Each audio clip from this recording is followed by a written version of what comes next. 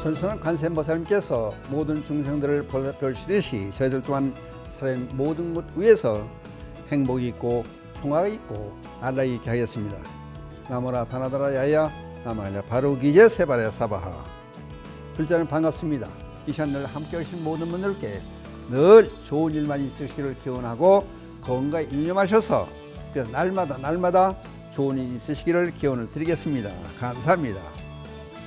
계속해서 재물에 관한 얘기를 하는데 우선 그러니까 어떻게 재물을 많이 모을 수 있고 그 재물을 어디다 쓰느냐, 버는 것도 중요하지만 쓰는 것도 중요하다. 그런데 초점을 맞추고 여러분께 지금 얘기를 해오고 있습니다. 그렇다면은 우리들은 그러면 열심히 살면서 돈을 제대로 잘 버느냐? 이제 혹시 잘못된 생각으로 불자님들이 재물 돈을 버는 것을 금기시해서 불교와는 관계가 없다고 생각하시는 분들이 혹시 계시면은 그런 분들에게 그게 아니다는 것을 알려드리고 싶은 생각도 있고, 또 한편은 어떻게 돈을 잘 벌어서 사회에 어떻게 환원해서 여러 사람에게 기여하며 세상을 밝게 맑게 그렇게 보람되게 그렇게 이끌고 있느냐, 그런 얘기를 하기 위해서 전 세계적으로 우리나라 때는 중국의 부자들 얘기도 했고 그다음에 외국의 부자들에 관한 얘기를 해오고 있습니다. 오늘은 너무나 잘 아시는 빌 게이츠에 대한 얘기를 한번 해볼까 그럽니다. 이분은 1955년 10월 28일 날 미국의 워싱턴주 시애틀에서 태어났는데 이 사람의 자산이 1240억 달러, 우리 돈으로 165조 2400억 원. 우수리만 가져도 2400억 원만 가도 대단한데 그 앞에 165조 원이 붙어요. 이 사람은 독일계 미국인이다.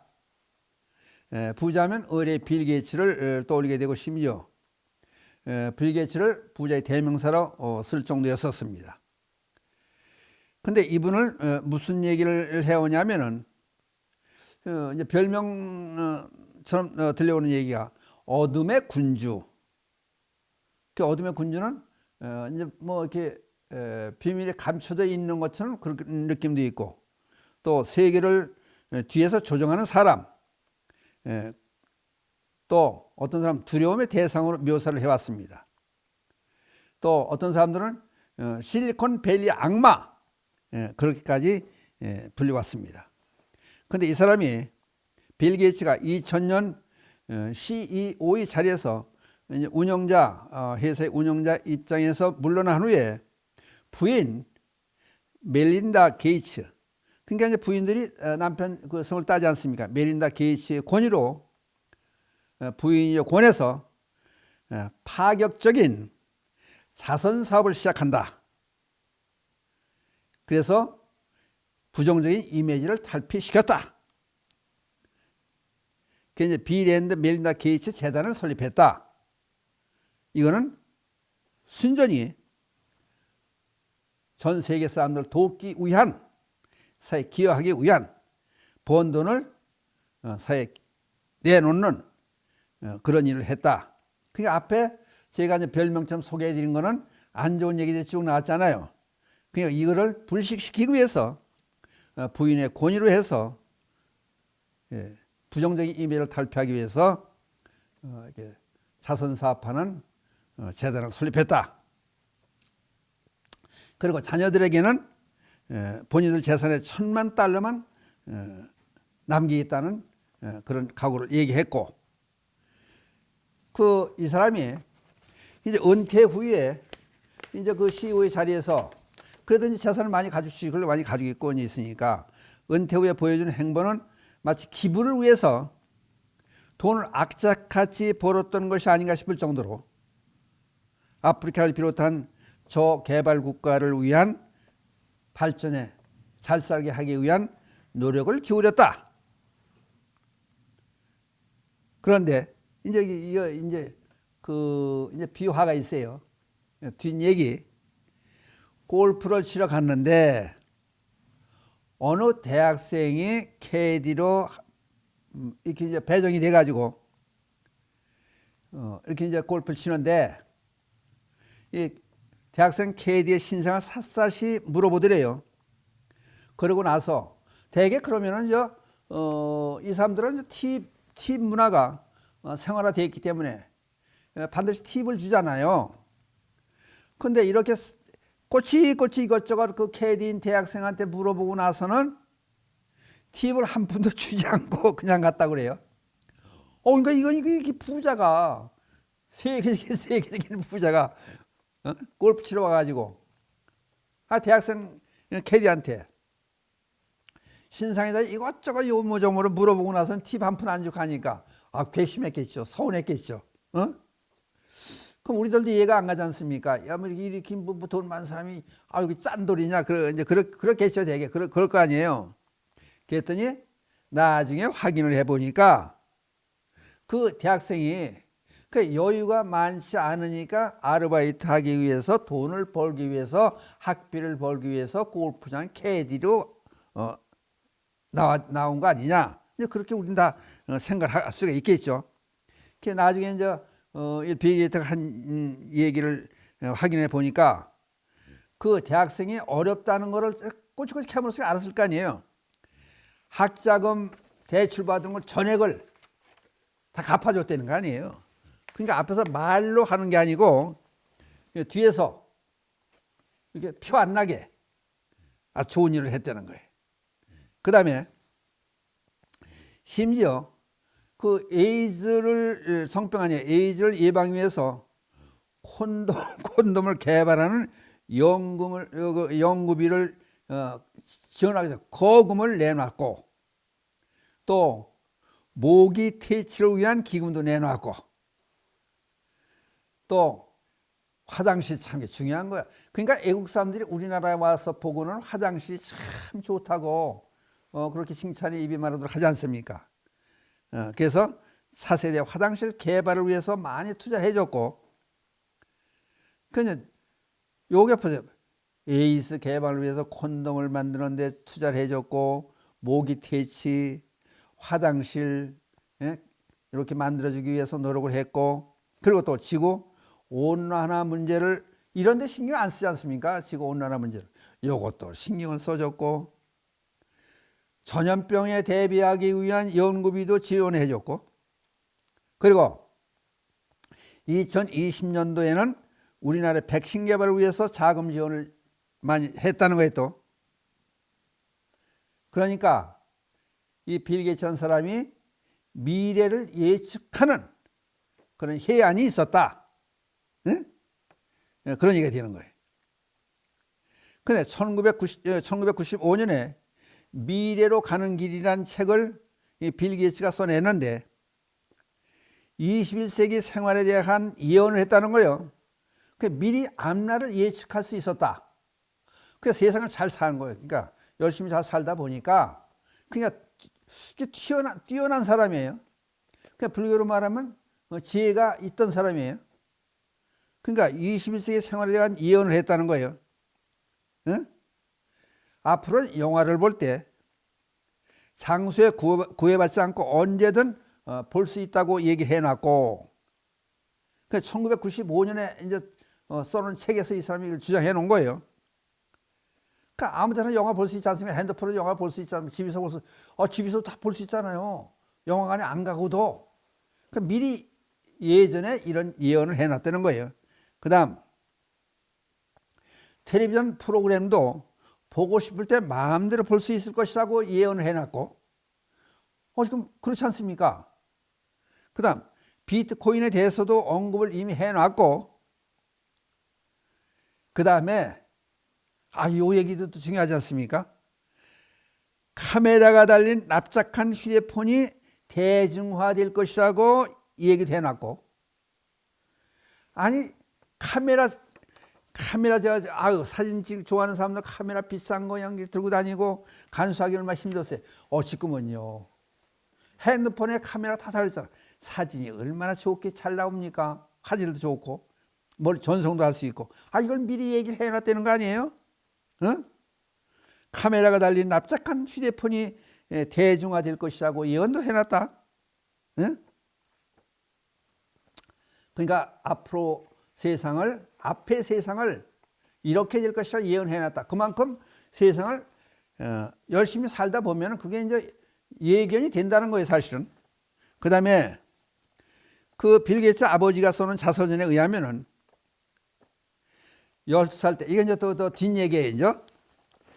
12살 때 식사 도중에 어머니한테 대들었던 모양이에요. 그러니까 아버지가 반성을 시키기 위해서 밥 먹다가 어머니한테 대드니까 그건 어른한테 이제 덤벼드는 건 안 되는 거 아니에요. 아버지가 반성을 시키기 위해서 또 아버지도 이게 또 빌 게이츠 아버지도 또 이거 유별난 분 같아요. 컵에 있는 물을 얼굴에다 끼얹었다는 거 아니에요.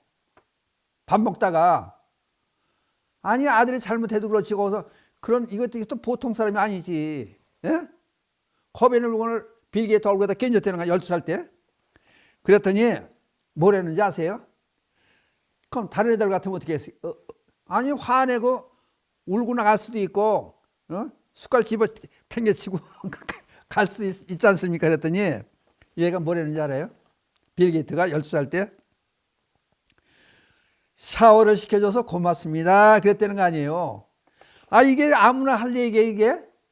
그 상황에서 엄마한테 막 화나서 대드는데 아버지가 겁에 물을 얼굴에다 확 깨지니까 아버지 샤워 시켜줘서 고맙습니다. 아 이 얘기가 이게 나올 얘기가 아니거든. 이게 그만큼 여유가 있다 그러나? 어? 그리고 빈정대더라는 거 그렇게. 아버지가 이거 보고 놀라는 거예요. 이제. 아니 도대체 얘가 이럴 수가 있냐 그래가지고 심리 상담사에게 찾아가서 데려갔다는 거예요. 어? 그랬더니 이 빌 게이츠는 독특한 유별난 성격이 있으니까 잘 이 성격을 존중해 두고 잘 키우라고 그랬다는 거 아니에요? 12살 때. 그러니까 유별난 거예요. 어렸을 때. 그 다음에 이제 하버드 대학에 들어갔는데 들어야 하는 필수 과목은 듣지 않고 제멋대로 다른 과목에 찾아가서 수업을 듣는가 하면은 수학과에 있는 학생들이 신입생의 80명 중에서 제가 빌 게이츠 1등이 아니라는 것을 알고 그 수학과를 포기해버리고 다른 응용 수학과로 가서 전공을 바꿨다는 거 아니에요. 그러니까 이게 무슨 얘기예요? 1등을 못하면 안 된다는 거예요. 이거는 성질이 그걸 견뎌내질 못한다는 거예요. 1등을 꼭 해야 된다는 거예요. 그만큼 유별났다는 거예요. 그러니까 누구에게 지는 것을 싫어했다고 합니다. 그래서 그러다 보니까 어떻게 돼요? 멋대로 살아간 그는 대학 시절에 하버드 대학을 중퇴하고 마는 거예요. 틀에 박힌 생활. 그러니까 자기 아니 1등 아니면 안 한 성격이면 그만큼 뛰어나고 똑똑했다는 얘기 아니에요? 그러니까 중퇴해버리는 거예요. 그 다음에 이제 개팍한 문제들을 이제 얘기하는 거예요. 자기 결혼식에 빌 게이츠 자기 결혼식에 몰려드는 취재진들을 피하기 위해서 아니 취재해가지고 보도하고 그런 거 싫은 거예요. 자기 개인 생활에서. 그래서 호텔에서 결혼식 했던 모양이에요. 호텔 하나 통째로 빌리고 취재하는 그 기자들 접근을 막기 위해서 주변에 있는 모든 헬리콥터를 모두 예약을 해놨다. 빌려 쓰지 못하게. 그러니까 들어오지 못하니까 공중에서 촬영하고 헬리콥터를 뭐 보고 뭐 찍고 그런 걸 그런 게 싫으니까 호텔을 그냥 통째로 예약해 놓고 주변에 헬리콥터 뜨지 못하게 자기가 전부 예약해 놓고 이러면 뭐 이게 개팍한 성격이죠. 그리고 또 뭐라는지 알아요? 자기와 같은 부자들은 세금을 더 많이 낼 수 있게끔 정책을 바꿔줘라. 이런 사람이 세상에 없지요.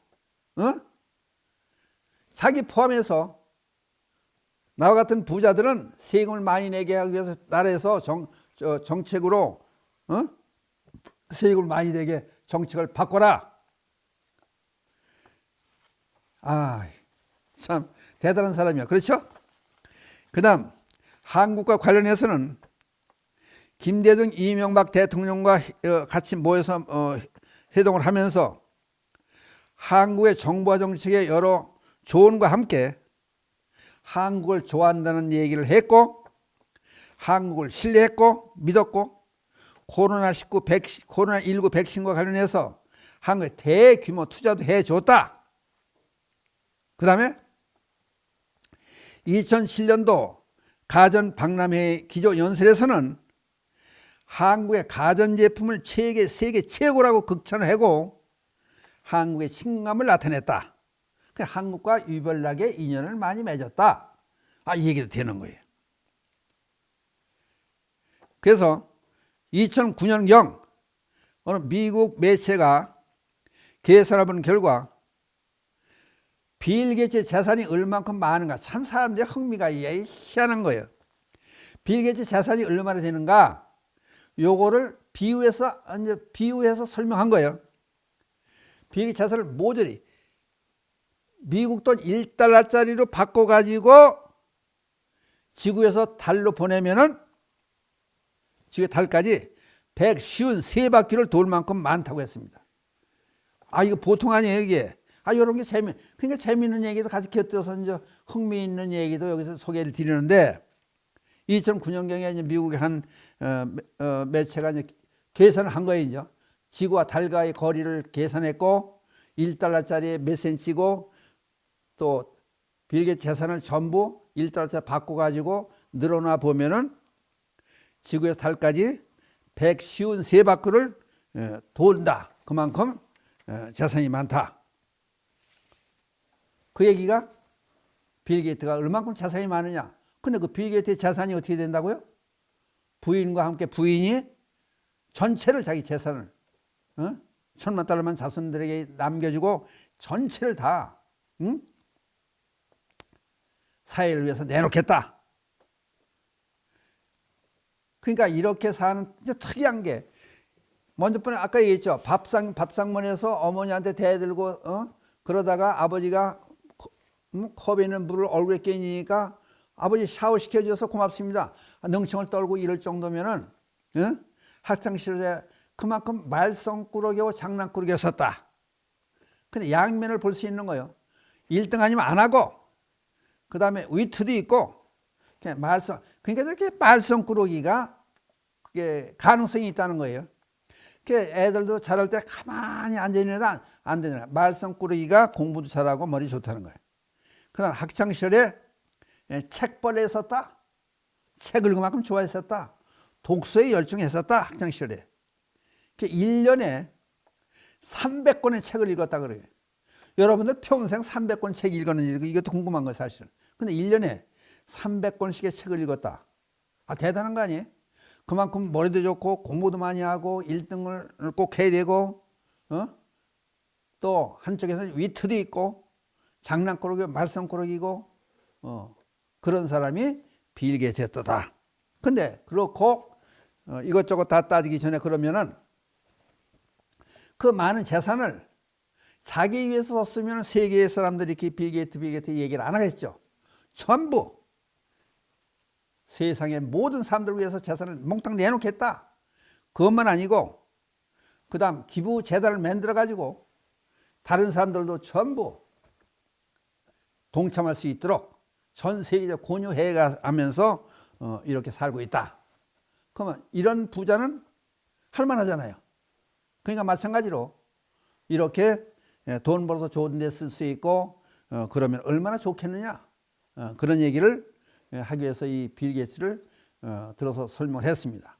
여러분이 빌 게이츠 하면 대충적인 빌 게이츠는 대충적인 얘기만 알고 계시라 믿었기 때문에 조금 자세한 내용을 여러분에 설명을 해드리면서 어떻습니까? 얘기를 들어보시니까. 그러니까 그 개팍한 성격, 또 한쪽에 그늘지게 암흑의 뭐 왕자다 뭐 그럴 얘기까지 있지만은 겉으로 부인을 잘 만나서 그 대신 전 재산을 기부할 수 있는 그런 훌륭한 일에 발벗고 나섰다. 자기 재산만 전부 내놓는 게 아니라 세계 모든 부자들한테 전부 권유하면서 사회를 밝게 하기 위해서 애썼다. 이런 얘기 들을만 하잖아요. 그러니까 오늘 빌 게이트의 얘기를 전해드리면서 오늘 말씀 여기서 마치기로 하겠습니다. 감사합니다.